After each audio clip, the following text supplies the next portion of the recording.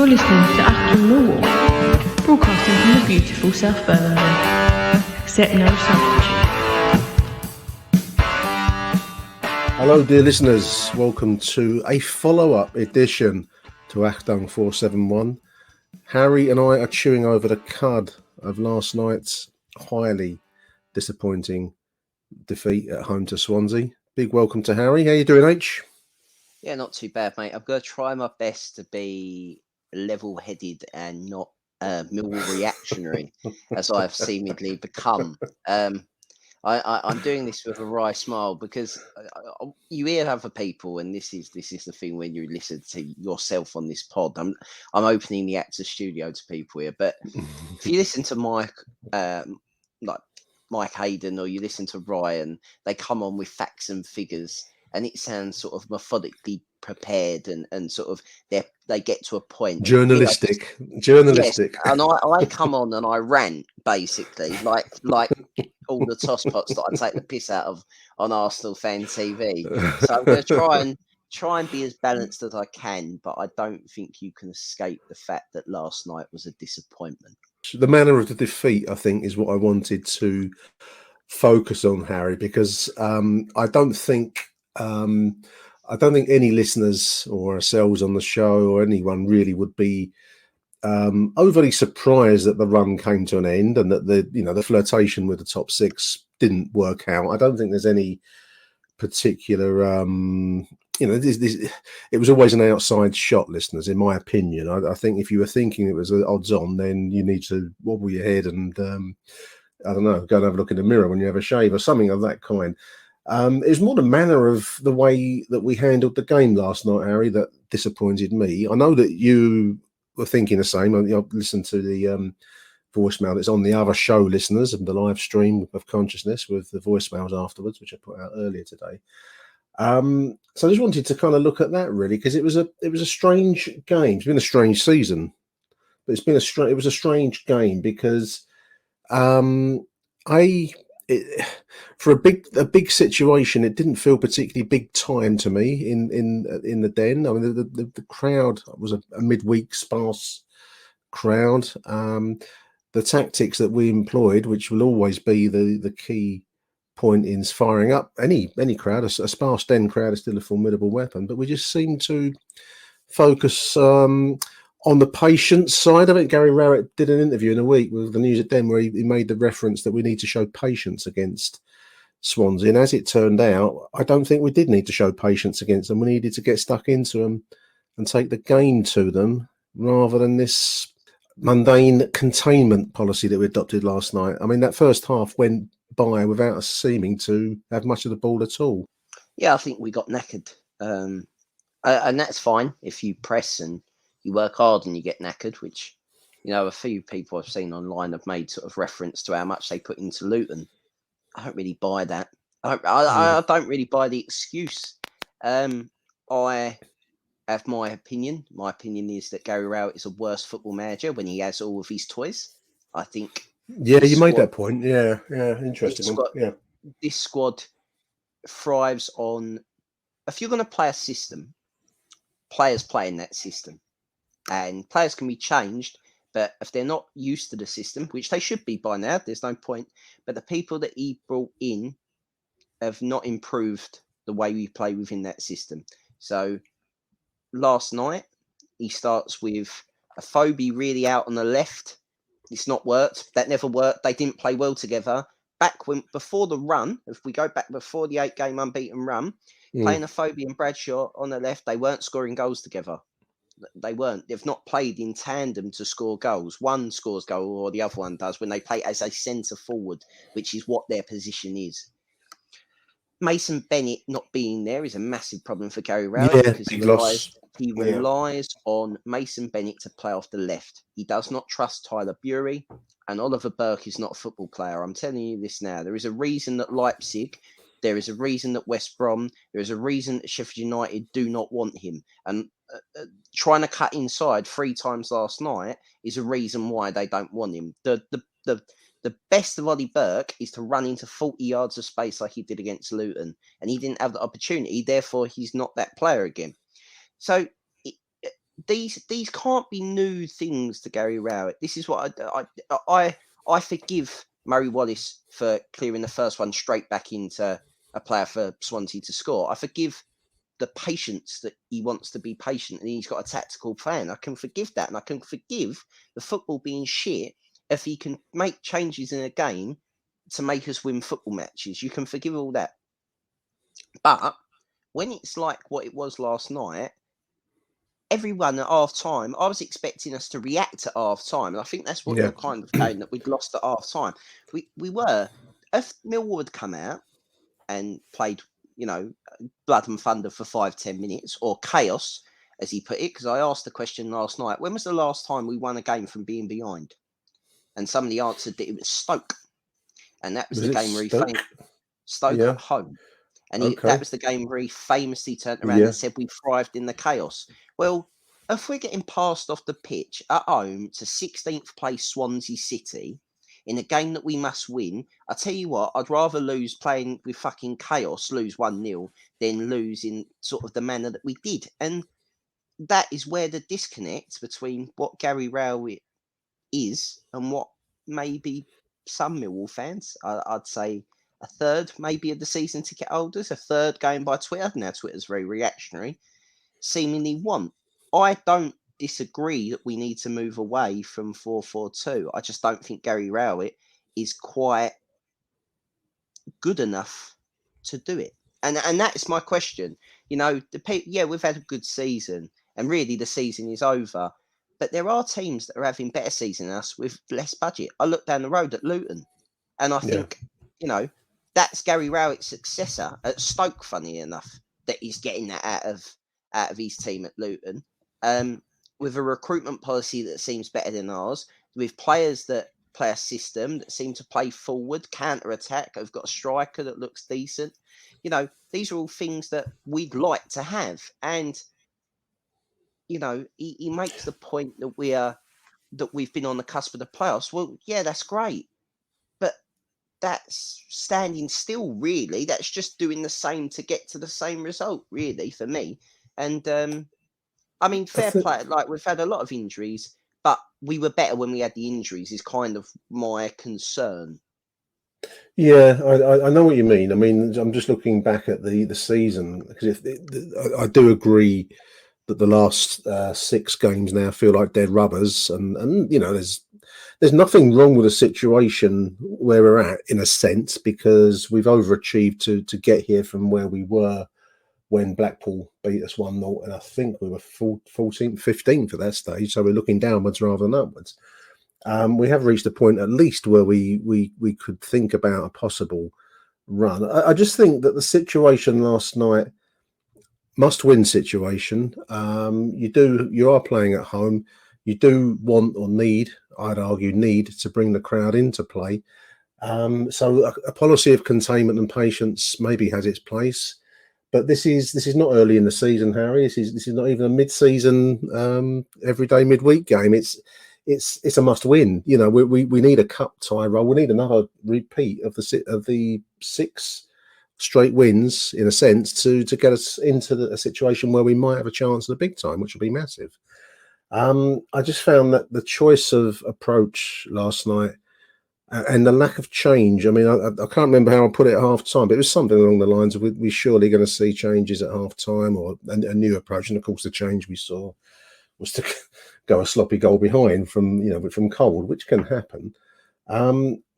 The question about the question arises now of the summertime, really, Harry, doesn't it? Whether changes surely happen now with the squad, because Jed, I think, as we're not going to be in the Premier League, I imagine he's made no secret of his desire to play at that kind of level if he can, whether here or possibly abroad.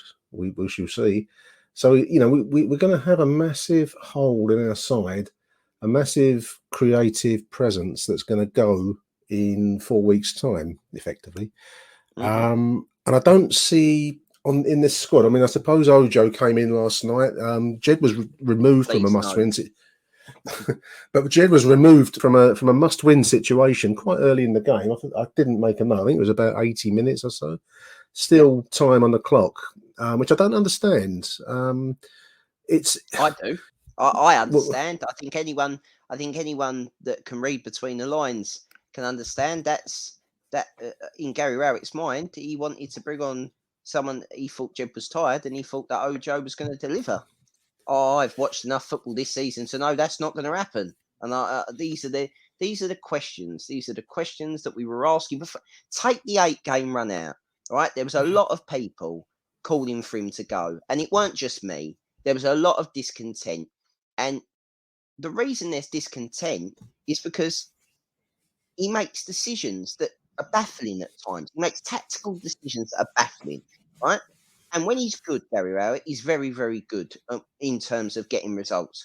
When he's bad, he's awful, right? Like in terms of the football's bad and we get beat, right? Sometimes, but then you have the epitome of Gary Rowett, which is the Huddersfield and the QPR Well, performance. I was going to make the Huddersfield point because we're only a few weeks since what I think I called, and I don't think I'm stretching it, Harry, to say performance of the season, one of the best performances I've seen under Gary Rowett, because we took it to a team that highly placed and highly rated, and that's only a few weeks ago. That was tactically bang on.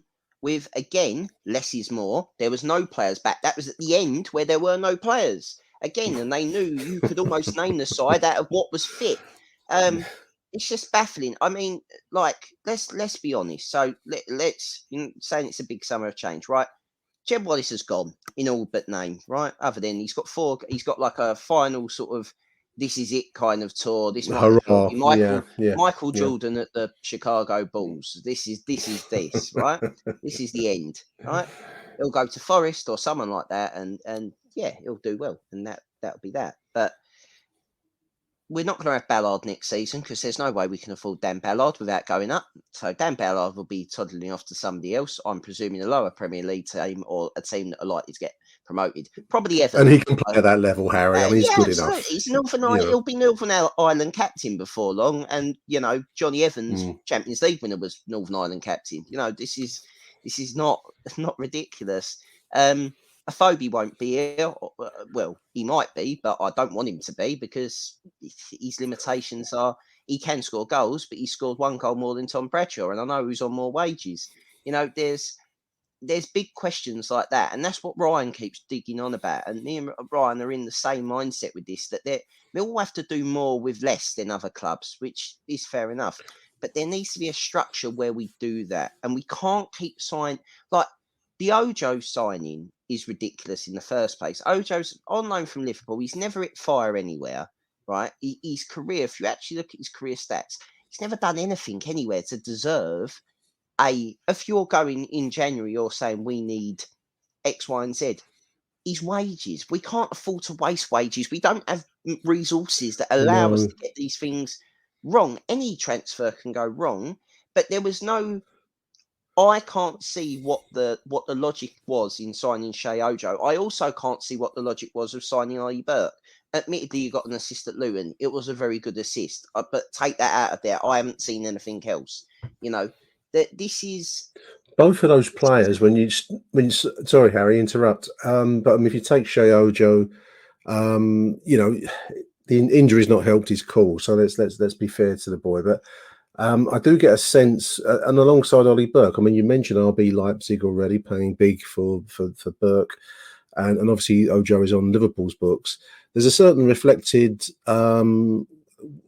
glow because you carry. It's a bit like when Lee Martin used to, he played in Manchester United. It's a good CV selling point, isn't it? But what I do notice.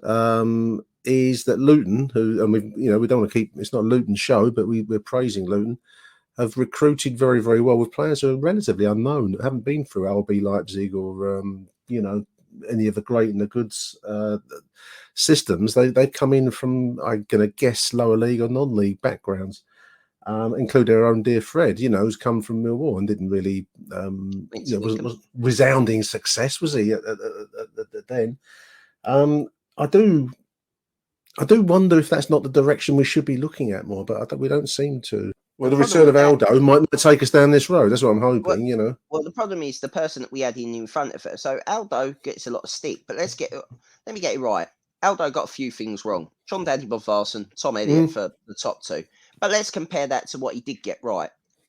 Jake Cooper, Sean Hutchinson, Bartosz Bilakowski, George Saville the first time, Jeb Wallace. You mentioned these players. These are all Aldo signings. Aldo and Harris signings, but Aldo signings. Yeah. So, Aldo's recommendations. Absolutely. Or it has some kind of input His into endorsement. that. Yeah. The guy that's come after him, realistically, what's he done? Bennett? Other than that, anyone else been decent that we've signed? Mason Bennett's been the best of it. I mean, Ballard is a great loan signing. I don't think, he's a loan signing, listeners, of course. Bennett is ours now. Oh, and Scott Malone as well. So that's it. So 3 players, right? The rest, realistically, I mean, Luke Freeman is literally the one that I'm going to roll up as the gold standard. Because Luke Freeman has played what? Probably 12 minutes, isn't it? Was it 12 minutes? Been on the pitch as much as you this season, Nick, probably. And I've looked live. I've looked live, listeners. And there's probably been paid handsomely for it. Oh dear. This is what I'm saying, that, and we say it every year. How many times we sit with Aaron, and Aaron's got a wealth more knowledge than me, working in football full time and listening to these people and doing his job, to sit there and go, this is what everyone else is doing. And Millwall seem to be, we're stuck in fucking 1995 and everyone else is in 2022. That's just how we are. But the problem is people also react with, I don't like this trait. And they'll probably slag me off for saying this. I know Millwall have never really been in the first and second division in old money, right? But we are. So that doesn't mean that just because we haven't been there in the past, it doesn't mean that you can't aspire to be better than what you are today. Otherwise, what's the point of existing as a football club? Like, I know we didn't finish top 10 in the top 10 last season. Whatever Gary Rowett tells you, because the fucking table tells me that we didn't, right? So we've not been very. The season finishes earlier every year under him. Yeah, the COVID season, and Matt Smith and the hat-trick at Nottingham Forest, but that was 3 seasons ago now, and I don't think we were as close now as we were then. I mean, he's made what the government might call the big calls, such as letting Matt Smith go to Salford. I know that Smith might have wanted to have gone north, but he was a goal-scoring asset in certain situations, and we've seen those situations since he's departed, where you think if only we had Matt Smith in the middle, Gary Rowett has made some big calls, as we might call it, but you hope it's with the purpose next season of reshaping this squad into something that's going to compete higher than where we are now. And we are at the moment 10th. So the aim must be, as for the reasons you've just said there, Harry, to be in the serious contention for a playoff spot. I think that's a realistic aim for Millwall. If it's not the aim for Millwall, then, as you say, what's the point? So, given that quite a large number of squad are going to be gone at the end of the 4 weeks' time, effectively, because we won't be in any playoff football. So that's quite a reshaping that's going to have to take place if that is to come to pass. I think it's quite a big. I'm hoping the club are prepped for this, because there's a big job on their hands. Almost certainly not. But that's Millwall. I've said it for ages. I'm terrified about next season. This season was get promoted or face the consequences next season. When we started to get towards, the playoffs, and that's why I thought we'd have a go last. There are players within the squad that aren't playing, but they are on wages. And we've already this season, they released Thompson, they released Varson, they released Matt Smith. Yeah. These were all. They were released. We didn't get fees for these players. We released them. No, we just let them go. Yeah. Threw them into the water like the fish. Absolutely. And you look at. I'm trying to as we do this, because this is the kind of prep that we have on the show. We'll do massive preparation for these shows, listeners. Massive preparation. You have a look at it. You're looking at Mahoney, Wallace, Ballard, Afobe, Ojo, Burke, and Freeman, just off the top of my head, that aren't going to be there. Okay, we haven't seen Freeman. Freeman's no loss, but the others have contributed. The others are all around. Well, every one of the other ones were involved last night. That's at the squad of 18. We normally also jettison a goalkeeper every year, don't we? We have a rolling, you're not Bart, so we'll get rid of you as well. So probably Long will get jettisoned, because that's what we do. So even if we're saying on average they're all on 10 grand a week, we've got best part of 70 grand to spend, but Millwall will waste it because that's what we do. No, let's be positive. Well, I'm being positive. I can't be positive when we bring, like, going back to last night, like Clifton Bell looks like the weirdest signing in the world now. I mean, that is just a strange sign. That's just a waste of wages because the man can't run. We had a phase where we were lacking midfielders, but again, I think because he's Dutch, I kind of expect a latter day Johan Cruyff to pick the ball up every time he gets on it and do something uplifting. He does remind you of one of those. Absolutely, it's got that kind of "what the fuck are you doing here" kind of quality to him. And I don't mean to dig him out because I'm sure they're really hard-working, honest people. But the time for us having sort of the midfield that we've got is well gone. Like Swansea last night, and I know where they are in the league table, but how can they pass you off the pitch? Okay, some of their passing at the beginning are wayward, but it's the way they move the ball. Like they even move it better than you, and they've got worse individual players. Like they haven't got a Jeb Wallace. They haven't got they have nothing on that scale. No, I have an interesting message on the point of midfield, Harry, from one of our listeners, John Rankin. He just contributed a few weeks back and regular on the voicemail. So John Rankin, thanks for this, John. He's DM'd me on Twitter. He said it's interesting if you watch the replay of the Swansea game. I haven't watched the replay, I'm only the highlights. But he says there are some valuable lessons we can draw from it.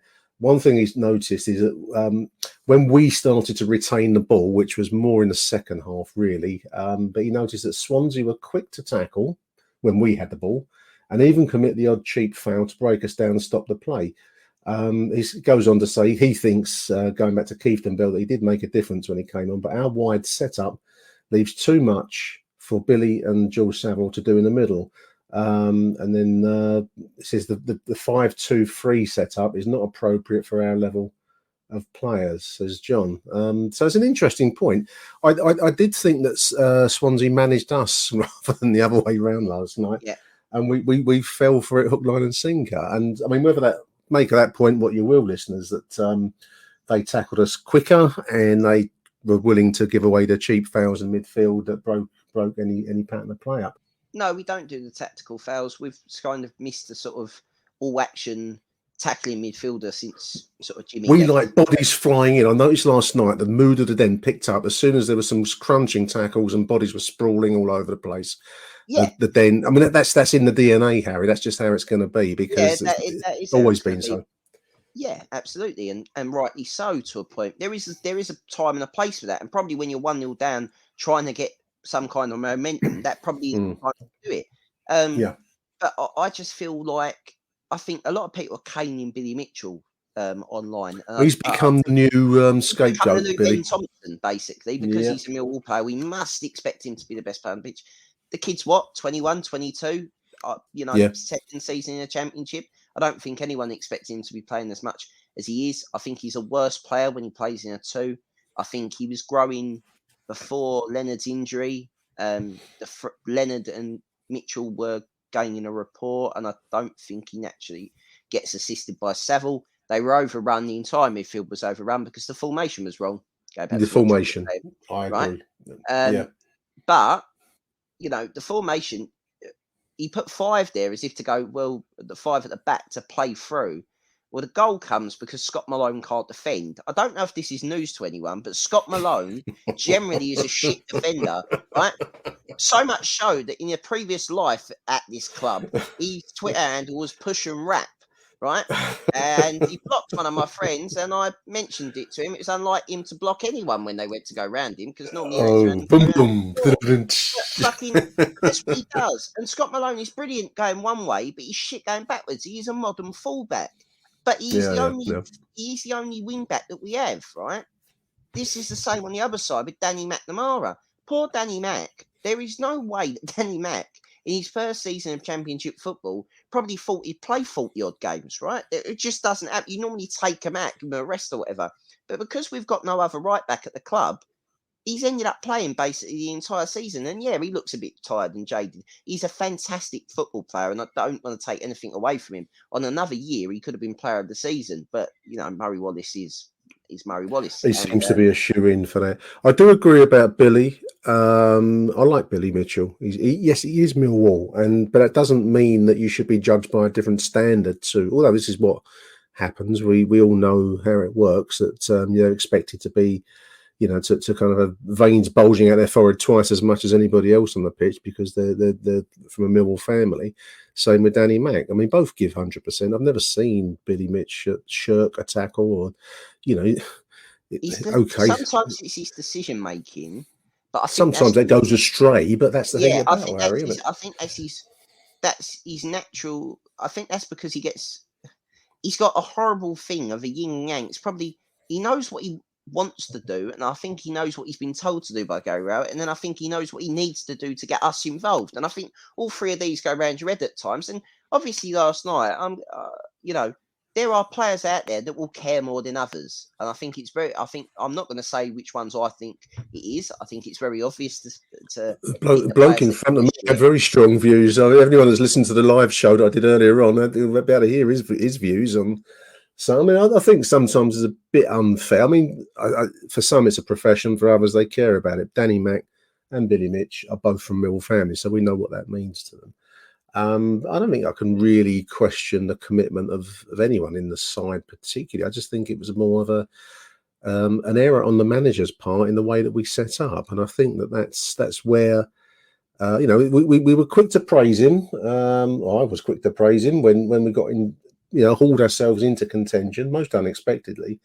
But equally, in my eyes, I'm looking at the Millwall history website. There's a load of green wins showing in recent months, Harry. But my eyes also drawn to the red losses back in January and parts of December when a lot of points went begging. And, it's been such a strange season. I know that we've had injuries and I know we've had, COVID's played its part and all the rest of it, but that's the same for every other club in the league. And as you've said, you made a great point earlier on and in the voicemail that you sent in. Our form improved when we had less choices to pick from. I don't quite understand. I suppose that it breeds a certain backs to the wall commitment. I suppose, which is I don't think it's just that. I also think that the players that were involved at that time gave a shit, and that is generally my view. I think Tyler Bury has something to prove. I compare Tyler Bury to Ollie Burke, and Tyler Bury to Shea Ojo, and one's playing for a professional contract and a career. The other two have been spoon-fed from day one in their professional careers, rightly or wrongly, as is the modern way. And I know which one I want at the club and will be at the club next season. I don't want Burke or Ojo. They're names because been at these clubs. It's just a very, very. Last night was almost like a confirmation of everything that's wrong. Achtung, Millwall. A very good, solid base to not concede a lot of goals that have suddenly come back into the side. But at the same time, I am worried because the best player, and I say this, the best player or one of the best players in the Championship is going to leave our club at the end of the season for nothing.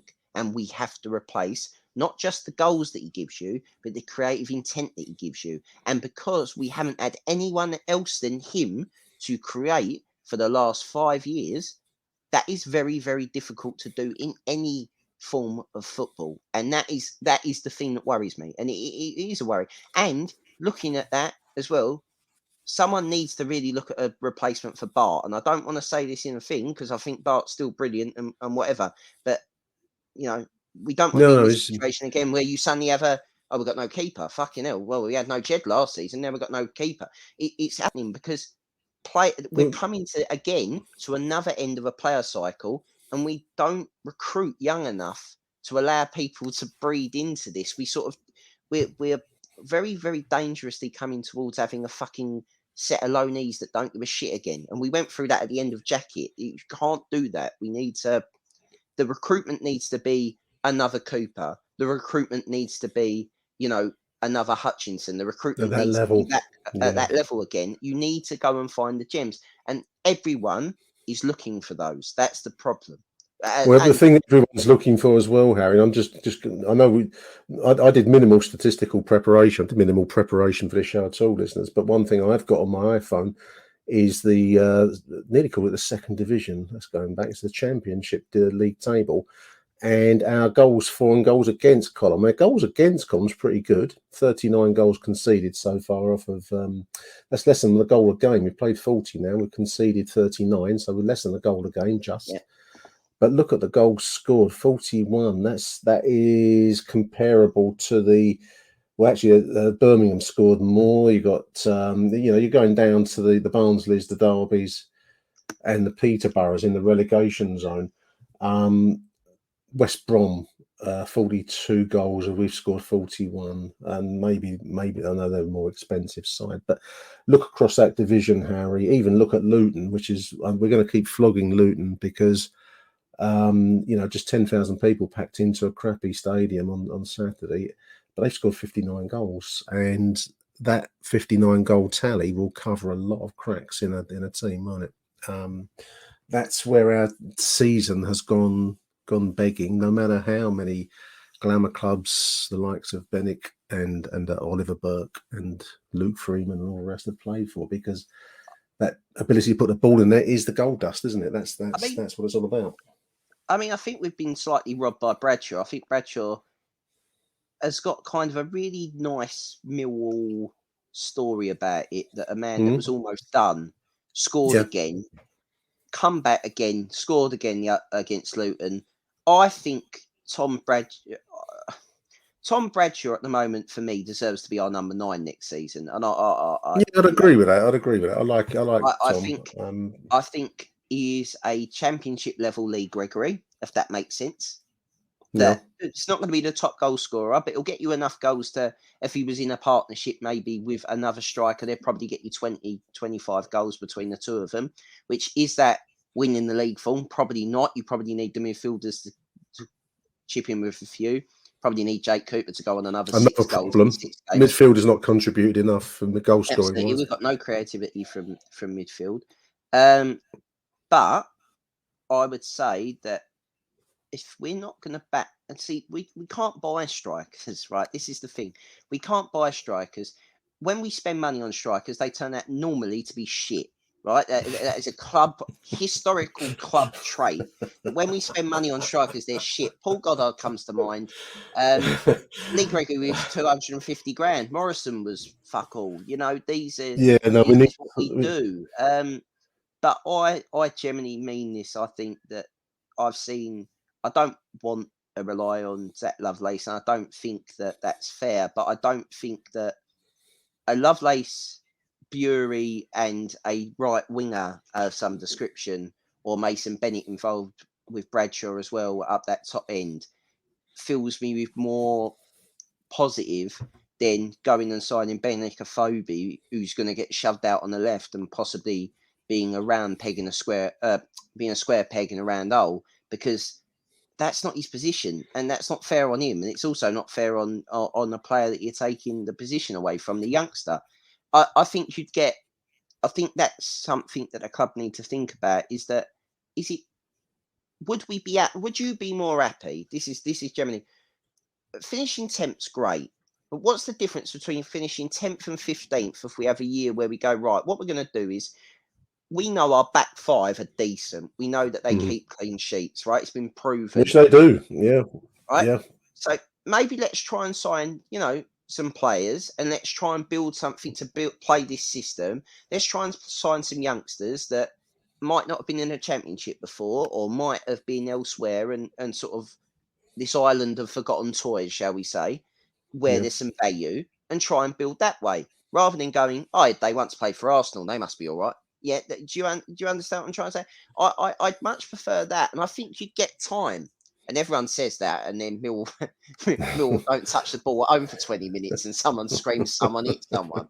But there has to be a balance, and I don't think the balance is quite right. I think we're the wrong side of youth to aged, experienced pros, and that's what Ryan keeps saying, and that's why you have an exodus of players every year. I mean, I've forgotten to mention we've got Marlon Romeo, still a contracted Millwall player, who Yes, we presumably have. won't be here. Yeah, presumably You've that'll got be dealt with at the end of the season. I You've presume. got Yeah, Alex Pearce. Is he signed up for next season? That's more wages. You know, the but these forgotten are man now.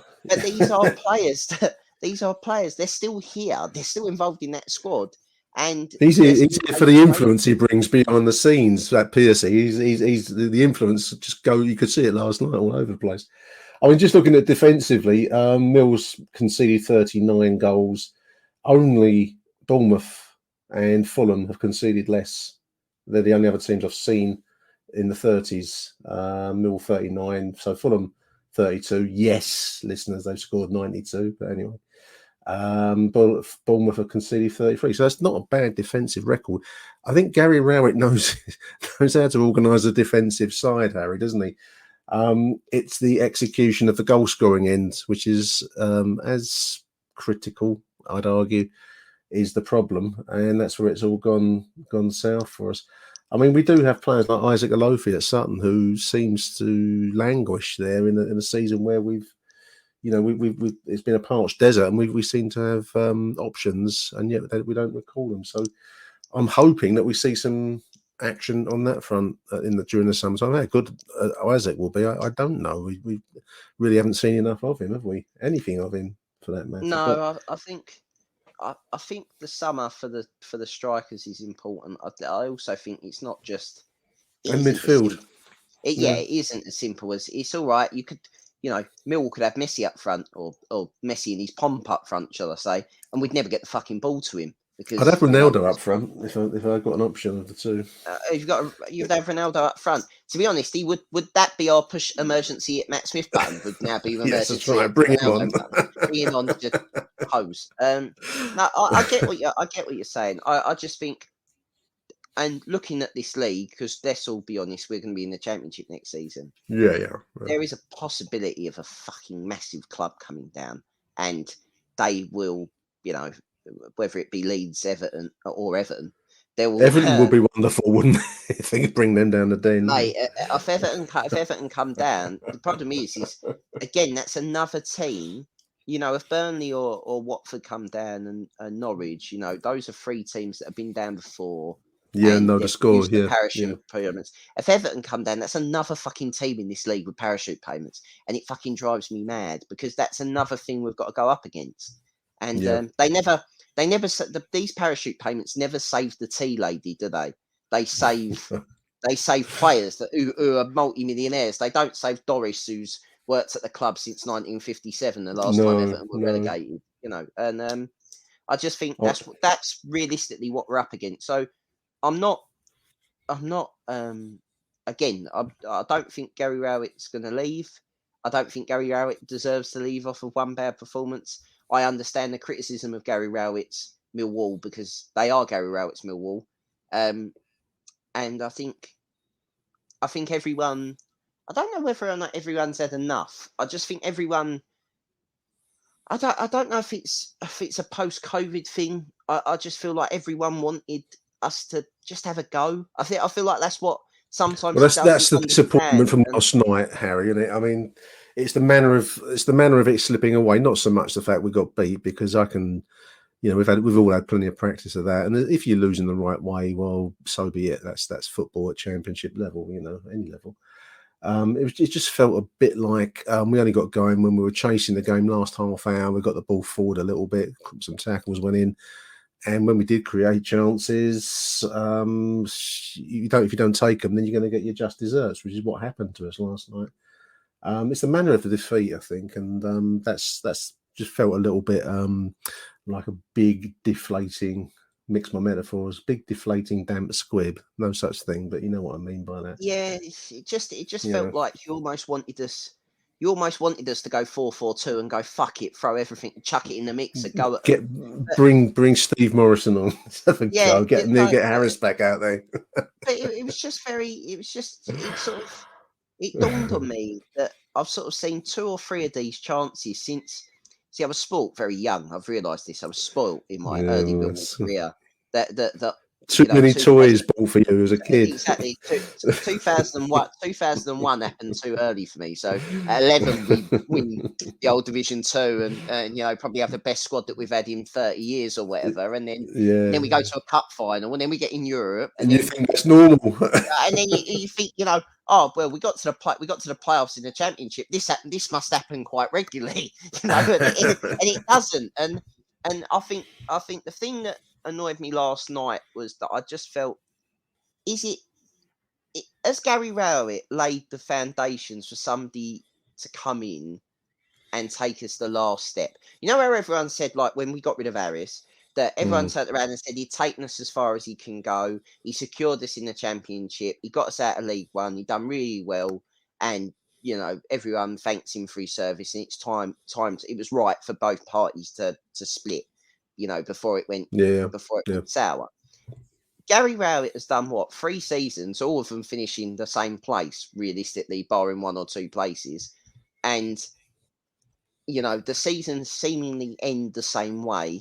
And has he laid the foundations for, somebody else to come but then the Millwall pessimist sitting on the shoulder here goes, fucking, you don't know how good you got it, 10th, Well, 10th is a very, very good historical performance of Millwall. I mean, that's no consolation to anyone. I mean, there's a lot of younger fans like yourself, Harry, but others who think that these are we should be competing. Well, historically, we never ever did. But that doesn't count diddly squat now because you only ever live in the now. As far as next season's concerned, we've got big summer. A lot of questions to be answered. One of them is I don't think Millwall would ask Gary Rowett to leave, whether he wants to stay. We don't really know that one. I mean, you're not going to get a straight answer to that question because I hope he doesn't. Everyone wants to. You hope he doesn't. I mean, it's a question. I mean, it's a free market, and we'll see. I don't wish him any ill. Like that's the difference. I don't think he's not a terrible manager. He's just not my type of manager. So, like, his football doesn't excite me. His football will not move me to go 400 miles on an away day. Yeah. Whereas I've watched some of the shit managers who were worse and gone and watched it because it was that bad that it was almost cathartic to go and watch them. It was almost proving your love. What about that? Like punishment. No, it's a weird thing that he's not. His football at times is diabolical. It is. It's awful to watch, but at times it's beautiful, right? And that is almost the yin and yang of Millwall in one person. The Huddersfield game, if you could frame a football match, the Huddersfield game would be a portrait of Gary Rowett because that was us at our very, very best and one of the best performances I've seen in some time. I'm trying to think of another one off the top of my head and can't think of a better one in recent times. So that is a tribute to what he can produce. The Forest game, Forest away, actually is a good point. So those are two, illuminating stars in the sky. I think the type of football, which is a very modern, professional game, doesn't appeal to the Millwall soul, which is built on blood and thunder and big nights where the ball goes in the net because Jake's handballed it in and no one's seen it. It's those kinds of nights. I don't know if you're going to change that, if ever. I think Jurgen press suits us. I know this is probably fucking, I've said a word and people who don't play Football Manager don't know what the fuck I'm going on about, but it literally is the kind of high press that better teams play. Now, let's not talk about that. I mean, the best people at that are Liverpool by far. I mean, they pressure. You need good players to do that really, really well, Harry. Absolutely need good players to do that. Very good players. That doesn't mean that you can't aspire to do your version of it, or you can't return to do it against certain teams. Now, Swansea for the first 15 minutes last night. Well, they're getting laughed at. Yeah, they were being laughed at because they were putting the ball out for corners and into touch. Now, what I want to know is what happens in anyone's head when you go, fucking hell, they've just played through us once. So that seems to terrify us that they could actually do it. You don't stop. Just because you have a knockback, you don't stop necessarily. And it wouldn't have mattered if you'd gone and pressed them all the time. Just feel like we didn't really commit to that tactical that tactical setup early doors, and it just dragged on. But we've talked about that already. The problem I've got with the Gary Rowett question, and this tends to be, I'm sitting here and trying to think of people that are screaming at things, saying, how can you want a manager that's finished 10th for 3 seasons to go? I kind of understand. I'd never really understood Ipswich fans slagging Mick McCarthy off, really, when he was at Ipswich, and they ended up getting relegated the season afterwards. Now They did. Yeah. They still claimed that it was the right decision because their football was shit. Now, I'd never really understood that at the time, but I can kind of, as this goes on more and more, I can kind of understand, because Millwall were going to rely on people buying season tickets, and they're going to rely on people, younger people than me and you, wanting to come back. Yeah, I agree. This was raised on another podcast that I listened to, another football podcast, that when all is said and done, it's fucking entertainment. You pay money to come and watch this. You have no.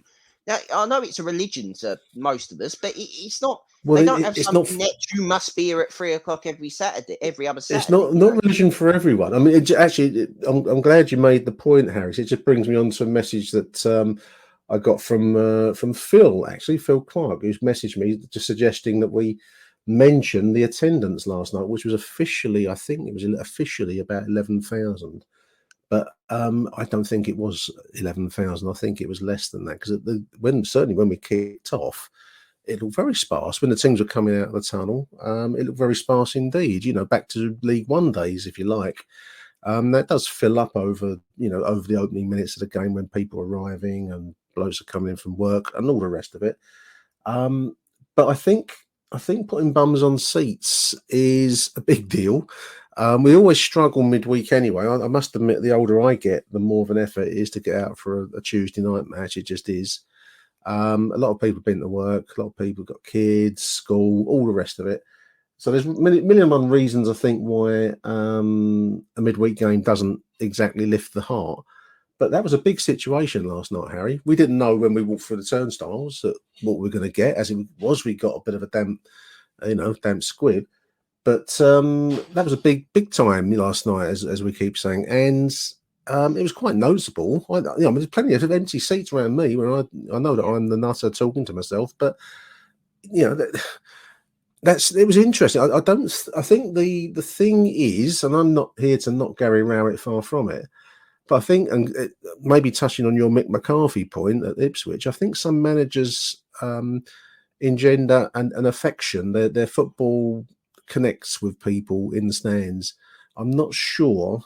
We've done it on a couple of occasions, Huddersfield being the best example. Just not sure that he's connected with the fans in the way he doesn't have the advantages that Neil Harris had, for example. But there's been other managers that on their night you feel like you're at one with the side, and I think that's where he struggled a little bit, and I don't know that he's fully achieved that. His style doesn't allow it almost. It doesn't. There's also, I mean, that's from the on the pitch side. I mean, also off the pitch side, we must mention the commercial department, who are fucking useless. And I will say that because they deserve to be called out just as much as the manager. And I generally believe that our commercial department are one of the worst in the Football League. I mean that. What you've got in mind? I mean, I mentioned the £130 a head black tie end of season. Well, we haven't got there yet. I mean, I was going to finish with that. That's what occurred to me. But what did you have in mind? It's the school holidays last night. Yes, it is. Holidays. Yeah. What the fuck are you doing, Millwall? It's the school holidays. The kids could come for a quid. What are you doing? I expected to see a lot of kids What last the fuck night. are you doing? It's not hard. We had a kids' night, Harry. We had a kids' night a few games ago, and I think I made a joke of it. Do it every I had time kids all over. I think there's limits. But what did they gain out of having an empty? What do you gain out of having an empty den? Right? No, you don't gain anything. They had a kids' night. I can't remember which game it was now, listeners. Maybe someone out there can tell me, because there was a child in for £1, and the school parties in front of me. It might have been, actually. Yeah, it's quite recent. Yeah. And what's the Huddersfield thing? But where I sit up in Birdshit Corner, there was a party of, I think it might have been a football club or a school, or the teachers had organised to bring a group. They were really excited, the kids. thankfully we gave them a good game to send them on their way with, because it was a big atmosphere and they all seemed to enjoy it. A lot of people around in block 1. It was pretty full up with kids, but it's that's what we need to do. And imagine this, Nick. Imagine we do kids ticket last night when you bought 2 kids tickets. 2 kids. Yeah, they were £5 each, and they got a tenner off in the club shop. Imagine that. Imagine I think there's £20 off. The idea, because the shirt is out of date in 4 games, and you could possibly sell it when you're going to sell it at the end of the season for fuck all. We don't do much on that front. Now, I don't know if the EFL have regulations on how often you can do special deals. I don't know. I've heard of it, and I haven't got the time or interest to look into it. But I do agree that game, when the kids were there, it was a really nice thing to see, because suddenly block 1, rather than just having me and a few others standing there, was reasonably full, and you don't see that very often. And one boy turned up in his Barcelona shirt, but he's only young; he's only about 6. So hopefully that plants a seed. It just frustrates me. It's like we could be doing so much more, but it is, and it's been proved. And I hate to compare it to women's football, but look at the difference, right? The amount of effort that's put in that to suddenly have where it is now from where it was 3 years ago, just by making it more visible and making it more affordable for people to go to and making it more visible. Now, admittedly, Millwall is situated in one of the poorest London boroughs in a time of massive of a tax fucking rise today, and there's not much in the way of income knocking around out there, Harry, is there? Right? Absolutely. Yeah. So you will so it's Easter holidays, right? Yeah. Make it fucking affordable for them to go. The kids for £1. What is that seat? Even if they come and buy £2.50 chips downstairs, you've had to pay for the staff downstairs anyway. You might as well sell the food. No, I agree. These links. There's a bloke in front of me last night. He brought his 2 boys. He's a regular, and they're always there. But apart from that, I might have been 1 or 2 knocking around listeners. I didn't see many, but it was a sharp contrast. It was. I think you're right. It was the Huddersfield game when we had school parties, football clubs, all in their kits, all that kind of thing. And that's what you want to see. Going back to the point that you were making as well, it's just very what the club seems to be doing at the moment. It's just forgetting the season ticket price is great. But everything other than that seems to be misguided. I think misguided is the fairest way I can do. What the presenting of the player of the season trophy. That's an interesting one. That's what leapt into my mind when you said commercial department, and you're right about the kids, and we've done that point there. The end of season award dinner. It started out as the supporters club, the MSC. It's their award, fans award. Vote for it through the supporters club for the player of the year, which is a fans award. It's a recognition of who's done well for the fans on the been there week in, week out. But to turn that into £130 a head black tie dinner just seems a really strange, totally un-Millwall move. Now, obviously, you don't want people turning out in silly. You can't have your trainers on. It's supposed to be an end of season dinner, so you've got to be smart wear of some sort, however you want to define that. But to make it a black tie event, which most of us, I don't know about you, Harry, I don't have we'll never tux. I'd have to go and hire it. I'd have to go and which would stick more money on that 100. Unless you work in the city and you have them at Christmas. Well, some will have it. Most people turn around and think they're the most fucking awful things in the world, who actually have to go to these things. But most people have got a suit, You have a suit, of course, yeah, for your weddings, funerals, and job interviews, bar mitzvahs. But I mean, to make it a black tie, I just thought was a misreading of. I'm not going to. I banged on about it already, so I was just about to say I won't bang on about it, listeners, but I am banging on about it. I am banging on about it. On your horse. But I mean, it's £130 a throw, and then from memory, I think they gave you half a bottle of wine with your meal, which is right.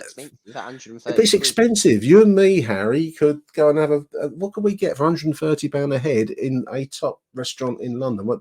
I looked at Smith's at Smithfield, and that's that would come in round about the same level, and I know where you're going to have the better quality of food and let's drink. be honest, There are like others for out there. 130 quid an head. So you're looking at what? So if you went out with you and your other half, Yeah. you know, do 260 odd a meal, you're looking at pretty fucking high end. You're looking Oxo Tower.